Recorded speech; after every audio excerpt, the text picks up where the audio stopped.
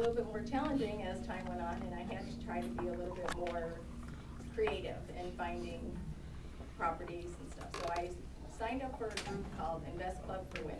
Believe it or not, there was 50-50, men and women, but it was two women that totally intrigued me on their how energetic they were, and how they were so passionate for what they did. So I signed up for the club. About 60-day challenge was one of their programs.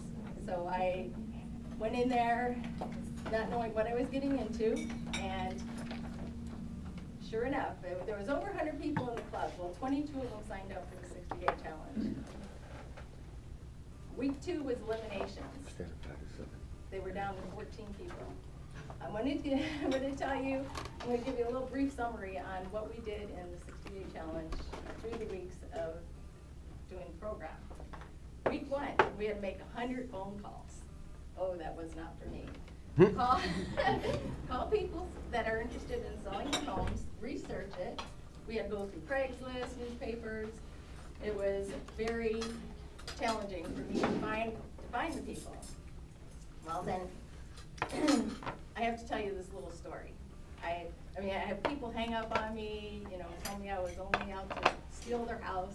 Well, I had one phone call, a gentleman, 87 years old, very nice guy, just talk. He decided he wants to sell his rental house. Well, his wife, he was calling me back and forth for about 4 or 5 days asking different information about the houses and stuff. And his wife calls me about 5 days later. And she said, "Are you having an affair with my husband?" He's just going on for like 20 minutes. It took me 20 minutes to calm this lady down to tell her that I wasn't having an affair with her husband. I was trying to sell their house. And she just went crazy, and she just was telling me her whole life story, how he cheated on her. And oh my goodness, I had a little bit more information than I wanted to know. But it was, interesting, and she finally calmed down and was very nice after I told her I was having an affair with her 87-year-old husband. At 87, if he was still having affairs. But that was my experience there. Week 2, make 50 more phone calls. In addition, called 20 people for private money. We had to find $50,000 in private money and in hard money. That was hard for me to ask friends and family for money or to invest in something when I wasn't sure what I was doing. But it was challenging, and I did get the hard money. Week 3, we repeated what we did on week 1. We made 100 offers, or 10 offers. We had to make 10 offers and research areas to find comps and write a property analysis. Very, very time consuming. I did find a property though in Texas. It was right outside. I own a house in Texas. It happened to be right outside. It was a mobile home park with 36 spaces on it. And I'm still working on that deal after 4 months. But it's going to close. Week 4, we had to go to the courthouse and research notices of default. That was fun. I mean, it was fun researching it. It wasn't so fun calling those people that were losing their house though. They didn't like me very much. They didn't want to talk. Week 5, we had to go to the probate and do research on people that had their homes in probate. We had to send out 100 letters to the PR persons and ask them about selling the house. That didn't go over. Week 6, people made 50 phone calls to sellers, made 10 more offers, and we had to go do bandit signs. We had to go to Santa Ana and put out signs that say, we buy houses for cash. That was, we had to watch out for the policemen because a couple of times they were following us. Week 7, we had to make 50 more phone calls, make 10 more offers, and we had to find a minimum of 50 buyers. That was very challenging, but we did it. Week 8, researched 5 management companies, 5 termite companies, 5 home repairs, 5 contractors. This was to get our team together. We had to do a spreadsheet and get the teamwork all together so that when we were ready to sell, we knew what we were getting into. end of the last week. We bought 2 properties as a team, and we survived the 60-day challenge. Opened up the champagne, and we were ready to go. It was a very great experience. I signed up for a number of real estate education classes. That was, and spent thousands of dollars. And Rich Dad, Robert Allen, all of them. I was just bound and determined to make this work. But I gotta tell you that club was the most learning experience and most fun I have ever had. It taught me to be organized, be a team, that you need a team, and be a team player. And it taught me the importance of giving and receiving and having fun. It also made me realize that the best way to get what you want is to give others what they want. Thank you very much. More.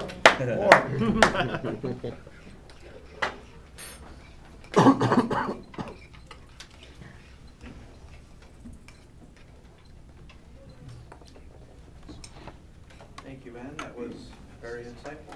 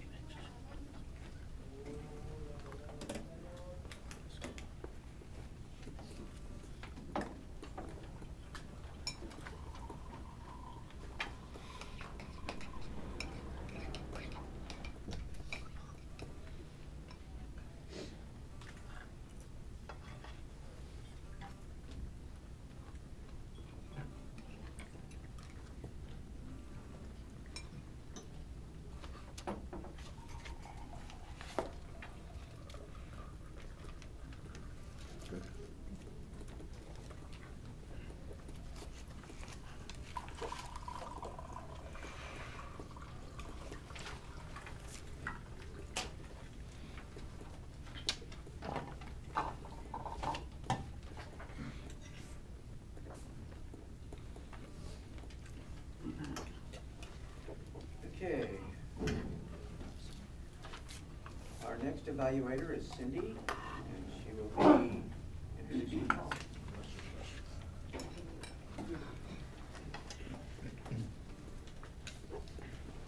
This morning, Paul Stillwell is going to be presenting his icebreaker speech. So a little bit of background about Paul is his birthplace was Harvey, Illinois. Currently lives in Laguna Hills. He has an honorable discharge from the U.S. Navy, a BS in computer science from Cal State Dominguez Hills.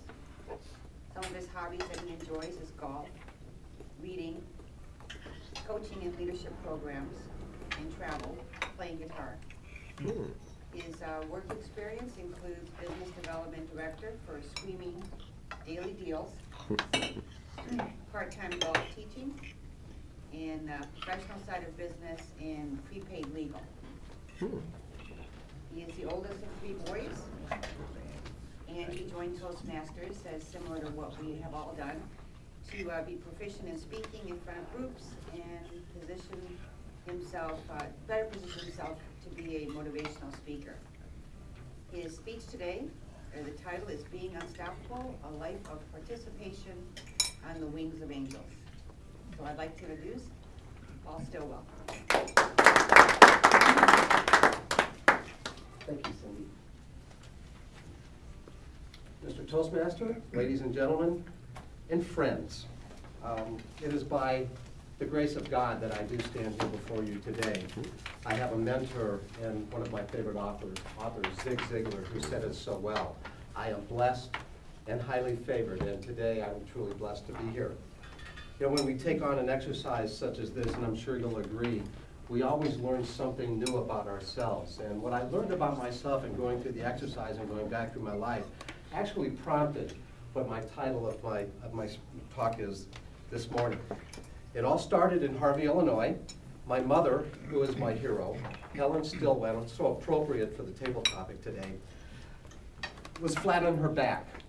She and my father, Francis Leon Stillwell, now he went by Lee, thank God, had gone through 3 miscarriages prior to my mom's pregnancy with me. And the doctors told my mother that the only way that she could have her child was to be flat on her back for 9 months. And she did. I'm sure that while I was in her womb, that I was taught and learned some of the characteristics that I would need in my life. One was integrity, perseverance, and courage. So my mother taught me, and she herself never gave up. So on June 29th, 1949, Helen and Lee Stillwell had their miracle baby, and my journey began. As a baby, I went through many complications. I spent the first 18 months of my life in the hospital.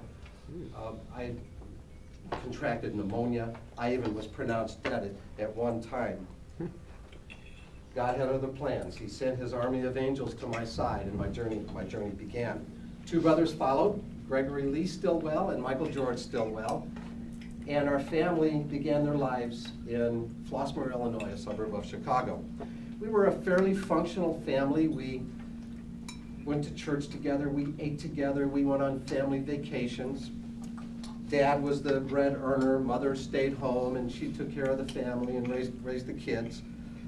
We experienced a lot of snow in the wintertime. In Chicago, a lot of snow. It was hot and humid in the summertime. Mom and Dad did a lot of entertaining. My brothers and I fought, as boys normally do. My favorite teams when I was growing up were the White Sox and the Chicago Bears. So many events in my adolescence shaped my life as it is today, and I still hear ringing in my ears from my mom, Paul, never ever give up. We moved to California halfway through the 6th grade. In high school, I was a star athlete. My mother and father always encouraged me to be a participant in life. I graduated from high school, and in 1969, enrolled and enlisted into the United States Navy. After 9 years in the United States Navy and 3 years of so-so jobs, at the age of 31, I decided to go back to college, and Dad had passed on. I moved back in with Mom. She needed some help. Went to the local junior college, Citrus Junior College, and my college career began. I joined the golf team as a 31-year-old, which is a whole book in itself. I had to play myself onto the college golf team, always being encouraged by Mom. My first year, I made the team. I made all conference in golf. The second year, I took my team to the state championship and was a state finalist myself. Shortly after college, I experienced one of my most challenging events in my life. I was diagnosed with cancer. Again, Mom encouraged me, and I stand here today, 27 years cancer-free. Now, thank you. That event led to what I think is my most challenging event in my life. The painkillers from the cancer, excessive drinking led to many years of alcoholism. And through that period of my life, I destroyed many opportunities. Many friendships were lost, many relationships were lost. And in January 20th, 1995, again with the encouragement of my mother, I checked myself into a rehab center. And 16 years later, I'm still sober after the encouragement of my mother, and that is a truly thank you so much. You know, I've ridden on the wings of angels my whole life. I'm sure that God has played a big role in my life today. Today I'm active in Alcoholics Anonymous, developing a program for new people to recovery so that they can be successful. I have a project that I'm developing to open up a drug and alcohol rehab center in Palm Springs. I'm a part-time golf teaching professional. I'm a member of the San Juan Hills Golf Club and very active in the club. I still compete in tournaments. I go to the gym 4 times a week. I've got to stay in shape for this life that I live. I'm a member of the South Orange County Chamber of Commerce. I'm a member of a BNI networking group. And I work full-time for a company called Screamin' Daily Deals. You know, I lost Mom last year. 4 years ago, she was diagnosed with bone cancer. Last year, the cancer moved into her liver, and she was given 1 month to live, and just like Mom, she took 7. Many of my lessons in life, the principles that I follow, if you have too much on your plate, get a bigger plate. You can't think your way into good living. You can only live your way into good thinking. I'm tired is only a story. Take it easy one day at a time. My philosophy on life, better to wear out than to rust out. I thank you so much for your time. May God bless each and every one of you. And don't forget, never ever give up. Thank you. I'm sorry? Wait there. Oh. Always stay in Oh, the. got it. Thank you. Thank you, Paul. Thank you so much. That's it, buddy. Have a seat. Let's take a moment to evaluate Paul.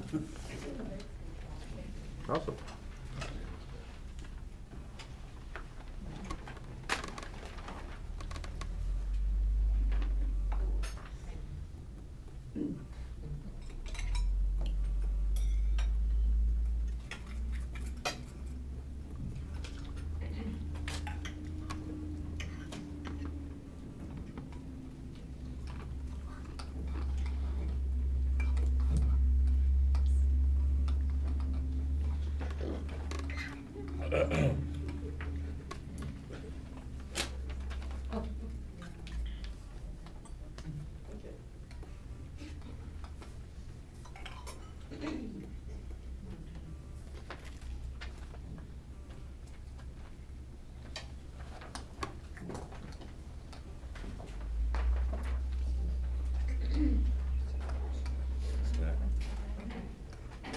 What? No. Yeah, I thought you Yeah, I already did for the first one. We have one more speech to go. were. Oh, yeah, in that side.